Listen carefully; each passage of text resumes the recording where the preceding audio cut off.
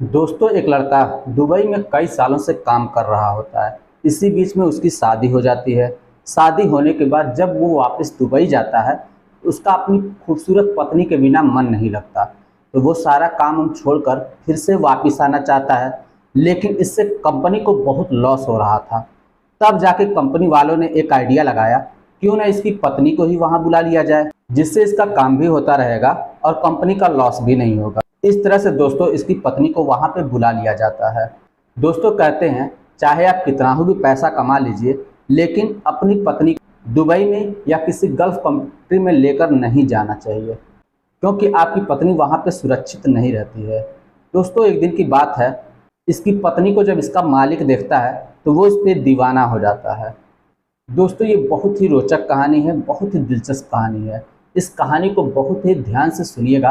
तो आइए जानते हैं पूरी कहानी। लेकिन उससे पहले आप लोगों से एक छोटी सी रिक्वेस्ट, चैनल को सब्सक्राइब कर दीजिए और वीडियो को लाइक कर दीजिए, ताकि मेरा हौसला बढ़ता रहे। दोस्तों ये कहानी है जौनपुर की। वहाँ पे एक परिवार होता है, उनका केवल एक ही लड़का होता है, कोई लड़की नहीं होती है। बाप का दिल ये होता है कि लड़के को पढ़ा लिखा के अच्छी नौकरी कराएं, ताकि हम लोगों की मजबूरी जो है वो दूर हो। बाप मेहनत मजदूरी का काम करता है और जो भी पैसा मिलता है उस पैसे को इकट्ठा करके अपने लड़के को पढ़ाना चाहता है। वो काफ़ी हद तक पढ़ाई भी कर देता है, लेकिन उससे आगे पढ़ाने की उसकी हैसियत नहीं होती है, जिसकी वजह से वो अपने लड़के को इलेक्ट्रीशियन का काम सिखा देता है। इलेक्ट्रीशियन का वो अच्छा नॉलेज रखने वाला हो जाता है लड़का। जब इधर उधर कहीं पे ढूंढता है और उसको सही तरीके से काम नहीं मिलता है, वही थोड़ा बहुत पैसा मिल जाता है, तो उससे एक आदमी मिलता है और बोलता है कि भाई आप अपने लड़के को ना हो तो दुबई भेज दीजिए। दुबई में बहुत पैसा है और एक अच्छी कंपनी भी है जहाँ पे उसका जॉब लग जाएगा और अच्छा पैसा कमाएंगे। दोस्तों वो मजबूर बाप इनसे उससे कर्जे लेकर पैसे लेकर अपने लड़के को 2003 में दुबई भेज देता है। दुबई जाने के बाद लड़का अच्छा खासा पैसा कमा लेता है। जब कमाते कमाते उसको 10 साल बीत जाते हैं, तब वो वापस आता है। जब वापस आता है तो उसकी उम्र 30 साल की हो जाती है। जब 30 साल की हो जाती है तो वो सोचता है, इतने पैसे मैंने कमा लिया है, अब मुझे शादी कर लेनी चाहिए। दोस्तों घर पे आता है और अपने माता पिता से बोलता है। उसके माता पिता एक अच्छी सी लड़की को देखकर उसकी शादी कर देते हैं। लड़की का नाम दोस्तों संध्या होता है और लड़के का नाम सुनील होता है। ये दोनों हंसी खुशी से, राजी खुशी से, आराम से अपना वैवाहिक जीवन व्यतीत करते हैं। इस तरह से 3 महीने का टाइम कब बीत जाता है पता ही नहीं चलता। जब 3 महीने का समय बीत जाता है तो इस लड़के की छुट्टी ख़त्म हो जाती है। छुट्टी ख़त्म होने के बाद अपने फैमिली को मायके पहुंचाकर ये फिर जो है दुबई रिटर्न चला जाता है। दुबई रिटर्न जाने के बाद कुछ समय जब बीतता है तो इसकी पत्नी इसके पास फ़ोन करती है और बातें बराबर हुआ करती हैं। जब पत्नी फ़ोन करती है तो बोलती है, अरे यार तुम कहाँ चले गए, तुम्हारे बिना मेरा दिल ही नहीं लगता। तो सुनील बोलता है, यार अभी कितना टाइम हुआ है, अभी केवल 1 ही महीना हुआ है, अभी तो मुझे छुट्टी 2 साल में मिलेगी। लेकिन सच बताऊं यार, मुझे भी तुम्हारे बिना मन नहीं लग सकता। संध्या बोलती है, चाहे आप कुछ भी कर लीजिए, लेकिन आप मेरे पास आइए, मुझे बिल्कुल भी अच्छा नहीं लगता। सुनील कहता है, चलो ठीक है, मैं कोई जुगाड़ लगाता हूँ। सुनील सोचता है कि वाकई में मेरी पत्नी जो बोल रही है सही बोल रही है। 30 साल का मैं हो ही गया हूँ, इतना अच्छा खासा पैसा भी कमा लिया हूँ। ज़्यादा पैसा ही कमा के क्या करूँगा जब मैं अपनी फैमिली को समय ही नहीं दे पाऊँगा। सुनील अपने मैनेजर के पास जाता है और बोलता है कि सर मेरा हिसाब कर दीजिए, मैं अपने गांव जाऊंगा। अब मुझे काम नहीं करना है, क्योंकि मेरी पत्नी के बिना मेरा दिल नहीं लगता। तो मैनेजर सुनील की बातों को अपने शेख जो मालिक होता है उसके पास रखता है और सारी हकीकत से रूबरू कराता है। शेख बोलता है, यार कुछ भी करो, उस लड़के को रोको, क्योंकि दोस्तों सुनील एक काबिल मिस्त्री होता है और अच्छा काम करता है, जिसकी वजह से कंपनी को बहुत ज़्यादा बेनिफिट होता है। अगर सुनील काम छोड़ देता तो कंपनी को बहुत ज़्यादा लॉस होता। उसका शेख बोलता है, कुछ भी करो यार, लेकिन उस लड़के को रोको, अगर ना हो तो उसकी पत्नी को ही यहाँ बुला लो।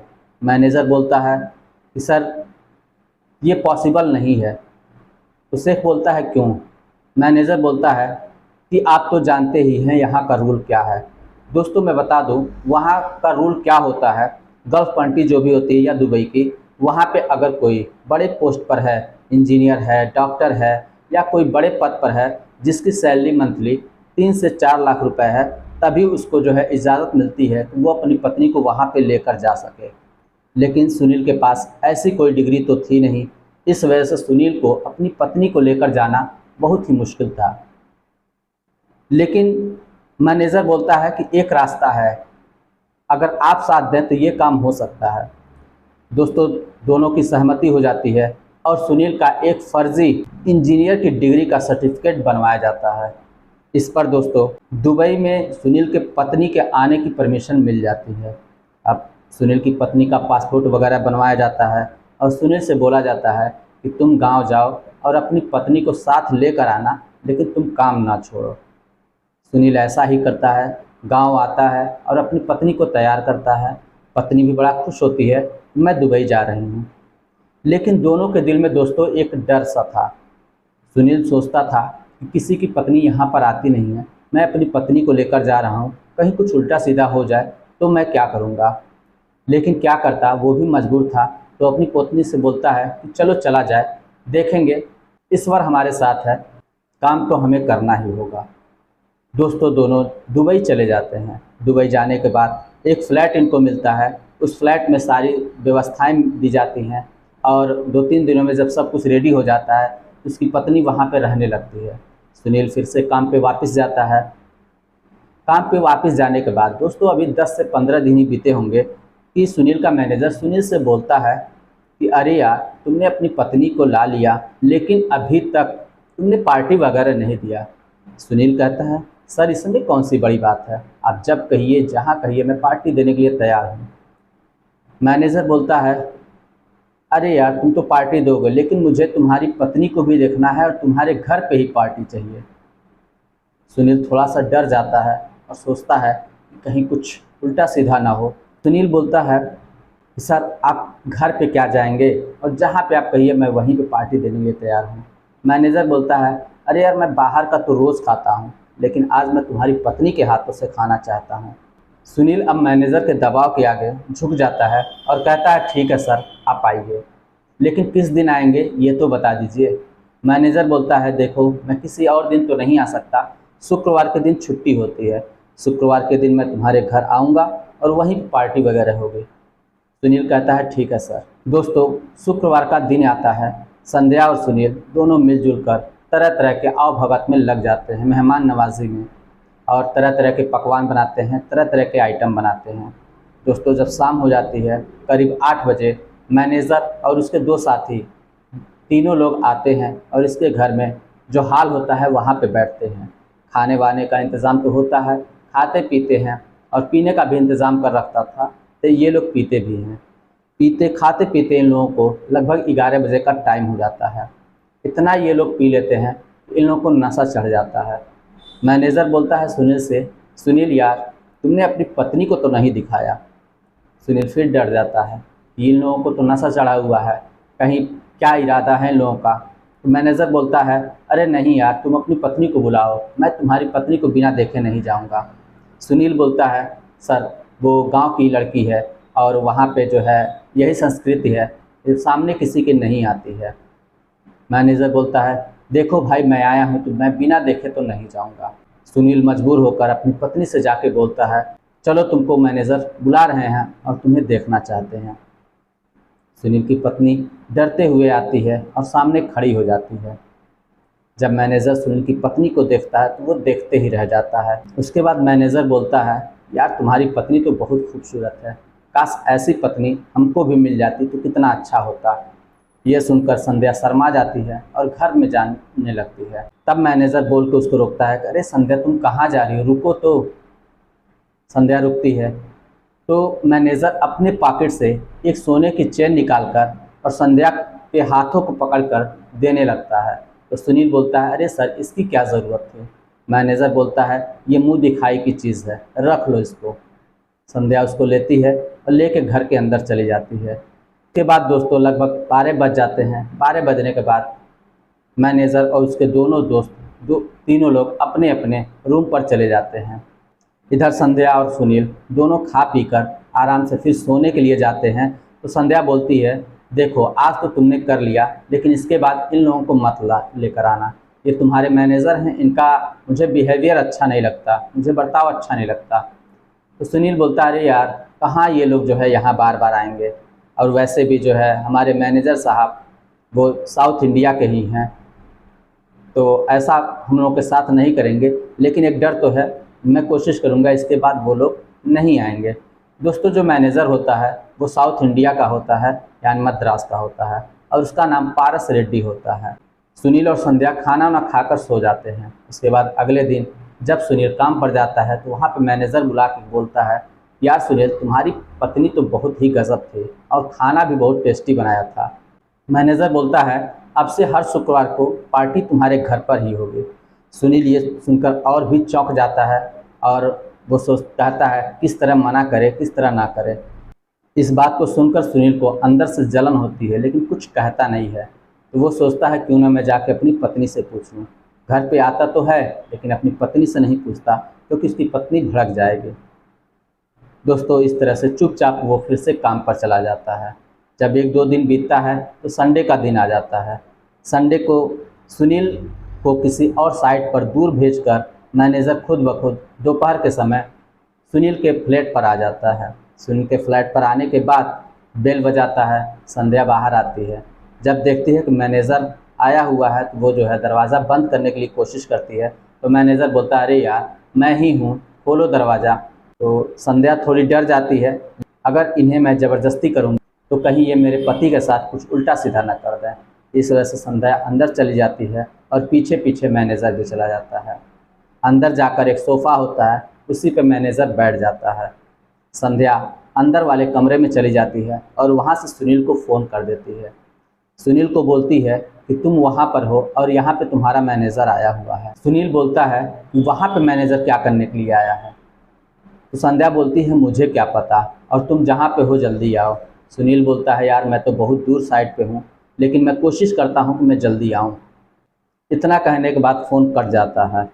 इधर संध्या थोड़ी सी बाहर डरे डरे सहमे से आती है तो देखती है कि मैनेजर रो रहा है, और रोते रोते काफ़ी लंबा टाइम से रो रहा था। लेकिन संध्या को हिम्मत नहीं होती कि वो पूछे।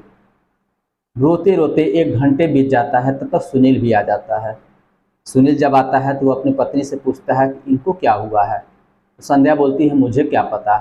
तो सुनील बोलता है, सर आपको क्या प्रॉब्लम है, आप रो क्यों रहे हैं और यहाँ पे क्यों आके रो रहे हैं। जब मैनेजर इतनी बातें सुनता है तो और ज़ोर ज़ोर से रोने लगता है। तो सुनील बोलता है, सर आखिर बताएंगे, आखिर क्या हुआ है, क्यों रो रहे हैं।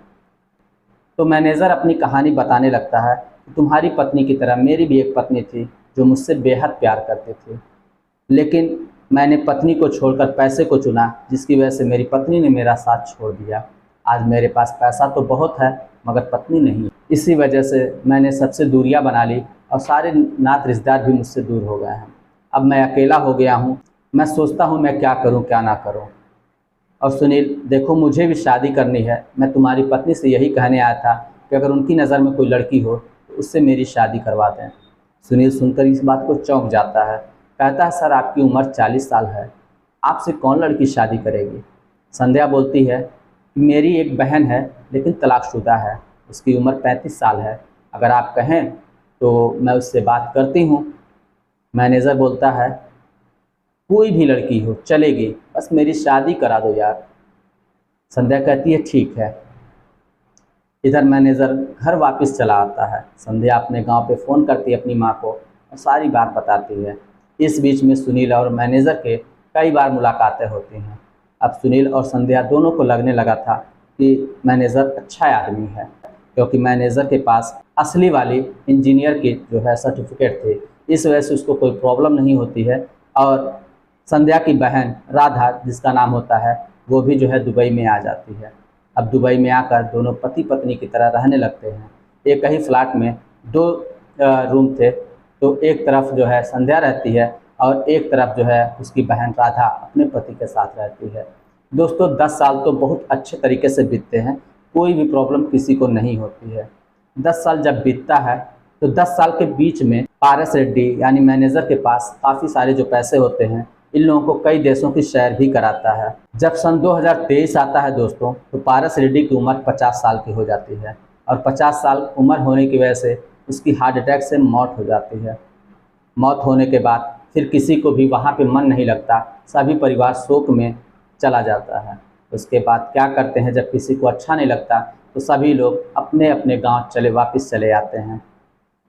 पारस रेड्डी की जो पत्नी राधा थी, वो पारस रेड्डी के घर पे जाती है मद्रास में और वहाँ पे कुछ दिन रहती है, लेकिन उसे वहाँ पे भी मन नहीं लगता, तो वहाँ पे जो थोड़ी बहुत प्रॉपर्टी होती है उसको बेचकर फिर वापस अपने मायके चली आती है और पारस रेड्डी के खाते में जो कुछ भी पैसे थे वो सारे के सारे फिर अपने ले लेती है, क्योंकि पारस रेड्डी को पता था कि उसके दिल में छेद है और वो ज़्यादा दिन का मेहमान नहीं है, कभी भी उसको हार्ट अटैक आ सकता है।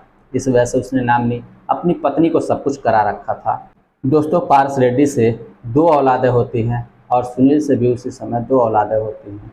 सभी लोग खुशी से तो रह रहे थे, कोई भी प्रॉब्लम नहीं थी, लेकिन पारस रेड्डी की कमी हमेशा इन लोगों को सताती रहती है। तो दोस्तों, ये थी कहानी। आपको कहानी कैसी लगी हमें कमेंट बॉक्स में ज़रूर बताइए। अगर कहानी अच्छी लगी हो तो वीडियो को लाइक कर दीजिए, चैनल को सब्सक्राइब नहीं किए हैं तो सब्सक्राइब ज़रूर कर दीजिए। चलिए फिर मिलते हैं नेक्स्ट वीडियो में, तब तक के लिए जय हिंद।